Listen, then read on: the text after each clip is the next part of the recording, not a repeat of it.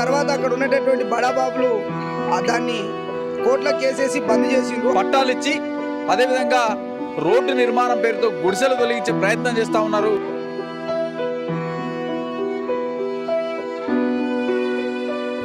ఒక్కదాని ఉన్నా నాకు దేవుడు సహాయం చేయాలి.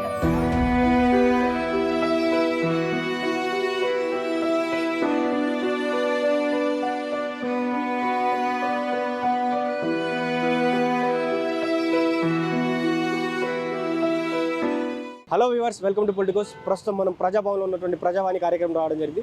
సో ఇక్కడ వందలాది మంది ప్రజలు వస్తూ ఉంటారు. సో వారి యొక్క ప్రాబ్లమ్స్ ఏమైతే ఉన్నాయో అక్కడ ఉన్నటువంటి అధికారులు ఎవరైతే ఉన్నాయో వారికి చెప్తా ఉంటారు.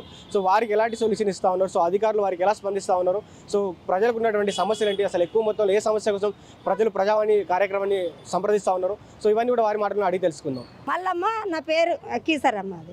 అది కడుపులో నొప్పి వచ్చి కరోనా టైంలో చచ్చిపోయింది సార్. ఊరి పెట్టుకుంటూ 5 ఆడపిల్లలు, భూమి లేదు, ఏం లేదు సారు. చూపించుకుంటాను పైసలు లేక ఊరి పెట్టుకుంటు సార్. 2 నెలలు నలిచిండు. పింఛన్ వచ్చిన 35 కిలోల బియ్యం రాయమని వచ్చిన సారు. అంతేను పింఛని పెట్టినా 35 కిలోల బియ్యము రాయమని ఇచ్చిన సారు.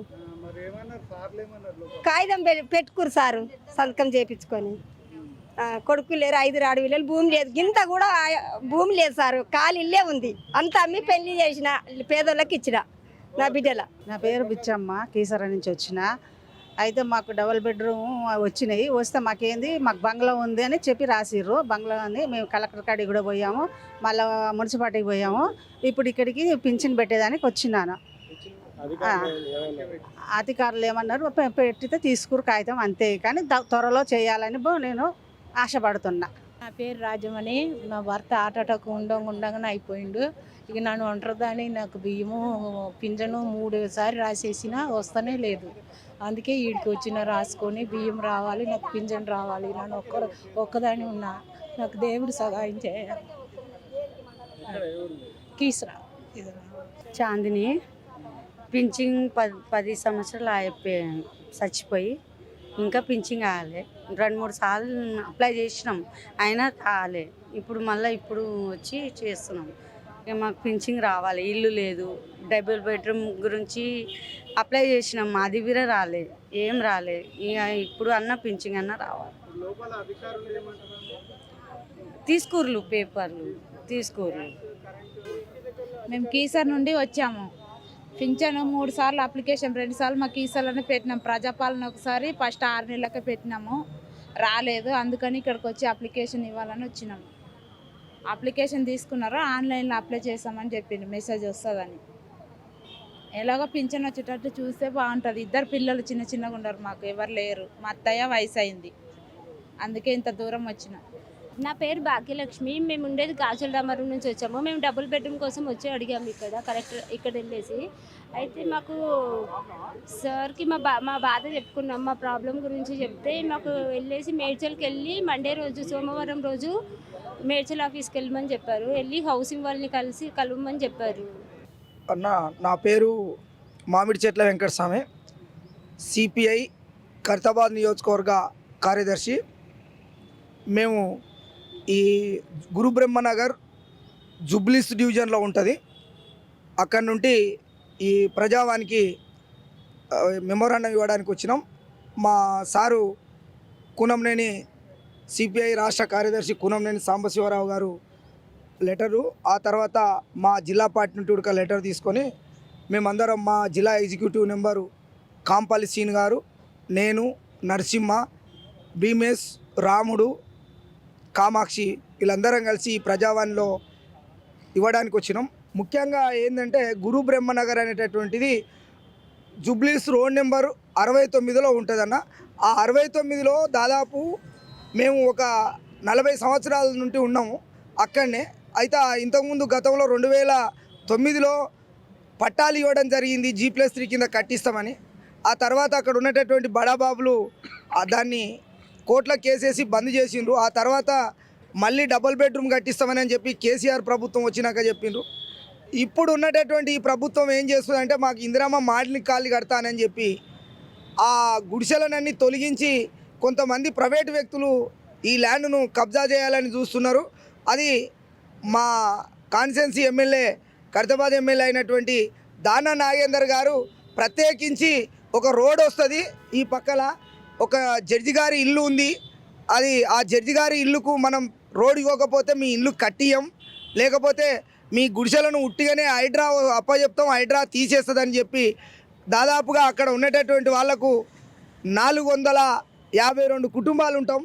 ఈ 452 కుటుంబాలను ఏదో రకంగా అక్కడి నుండి తొలగించడానికి ప్రయత్నం చేస్తున్నారు ఎమ్మెల్యే గారు. దయచేసి ఇప్పటికైనా ఈ ప్రభుత్వము ప్రజాపాలన అందిస్తున్నటువంటి ముఖ్యమంత్రి రేవంత్ రెడ్డి దృష్టికి మీ మీడియా ద్వారా తీసుకెళ్తే ఈ సమస్యను పేద ప్రజలకు ఎక్కడైతే నివాసం ఉంటుండ్రో అక్కడనే మాకు G+3 వద్దు, ఇందిరమ్మ మోడల్ కాలనీ కూడా వద్దని 20 గజాలు వచ్చినా పర్వాలేదు, పక్కనే ఉన్న పద్మాలయ అంబేద్కర్ నగర్లో 46 అంబేద్కర్ నగర్లో వాళ్లకు స్వతహాగా ఇల్లు కట్టుకోవడానికి అవకాశం ఇప్పించిండ్రు. ఇప్పుడు కూడా మాకు కూడా 58 గతంలో 58 జీవో ప్రకారంగా అట్లనే మాకు కూడా 20 గజాలకైనా పట్టాలు ఇచ్చి అదే తావున ఉండేటటువంటి అవకాశం కల్పించాలని విజ్ఞప్తి చేస్తున్నానన్న. నా పేరు కాంపెల్లి శ్రీనివాస్, సిపిఐ హైదరాబాద్ జిల్లా కార్యవర్గ సభ్యుల్ని. గురుబ్రహ్మనగర్లో సుమారు 40 సంవత్సరాలుగా నివాసం అంటున్న అక్కడ బస్తీవాసులను నూతన రోడ్డు నిర్మాణం అని చెప్పేసి గుడిసెలను తొలగించే ప్రయత్నం స్థానిక ఎమ్మెల్యే గారు చేస్తూ ఉన్నారు. ఇట్టి విషయాన్ని అనేక మార్లు మనం పై అధికారుల దృష్టి తీసుకుపోయినా ఏదో రకంగా అక్కడ గుడిసెలను తొలగించి ఆ ఖాళీ స్థలాన్ని కబ్జా చేయాలనే ప్రయత్నంతో వివిధ రూపాలలో వాళ్ళు ప్రయత్నాలు చేస్తూ ఉన్నారు. కాబట్టి అక్కడి గుడిసెలను గతంలో ప్రభుత్వం సుమారు కొన్ని కుటుంబాలకు మాకు పట్టాలు ఇచ్చింది, కొన్ని కుటుంబాలకు పట్టాలు ఇస్తామని చెప్తా ఉన్నది. కాబట్టి మిగతా ఏవైతే పట్టాలు ఇవ్వని కుటుంబాలకు పట్టాలు ఇచ్చి అదేవిధంగా రోడ్డు నిర్మాణం పేరుతో గుడిసెలు తొలగించే ప్రయత్నం చేస్తూ ఉన్నారు. అట్టి ప్రయత్నాన్ని తక్షణమే విరమించుకోవాలని ఈరోజు ప్రజావాణిలో గౌరవ చిన్నారెడ్డి గారి దృష్టి తీసుకుపోయినాం. ఆయన తక్షణమే కలెక్టర్తో మాట్లాడి ఆ సమస్యను పరిష్కరిస్తామని హామీ ఇవ్వడం జరిగింది. సో చూశారు కదా వ్యూవర్స్, ప్రజావానికి అయితే ప్రతి వారం ప్రజలు వస్తూనే ఉన్నారు. సో పలు రకాల సమస్యలు అయితే మనం చూడడం జరిగింది. సో ఇప్పుడు కూడా కొంతమంది ప్రజలు రావడం జరిగింది, ఒంటరి మహిళలు కూడా రావడం జరిగింది. ఒక కీసర్ గ్రామం నుంచి చాలా పెద్ద ఎత్తున ఒంటరి మహిళలు రావడం జరిగింది. సో వారందరికీ కూడా పెన్షన్ ఇవ్వాలని వారు కోరుతా ఉన్నారు. సో ఇక్కడ ఉన్నటువంటి అధికారులు కూడా సానుకూలంగా స్పందించారు. అదేవిధంగా మనం చూస్తూ ఉన్నాం చాలామంది భూ కబ్జాల కోసం అని అటు ఇంకో విధంగా ఇక్కడ చూసుకుంటే జూబ్లీస్ నియోజకవర్గం నుంచి వచ్చిన వారు వారి యొక్క కాలనీ మొత్తం అక్కడ నుంచి తొలగిస్తూ ఉన్నారు. సో వారిని రక్షించాలని కూడా వారు చెప్పడం జరిగింది.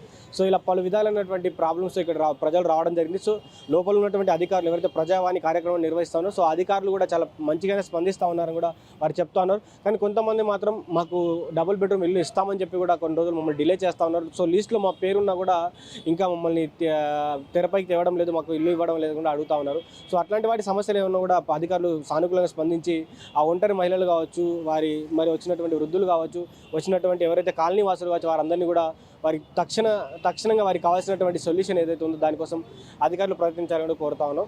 సో ఇది ఇప్పటివరకు update. State to politicals media. This is Srikanth with video journalist Venkatesh Gaud from Prajavani, Hyderabad. Please subscribe to the channel and download the Politicos app from the links in the description.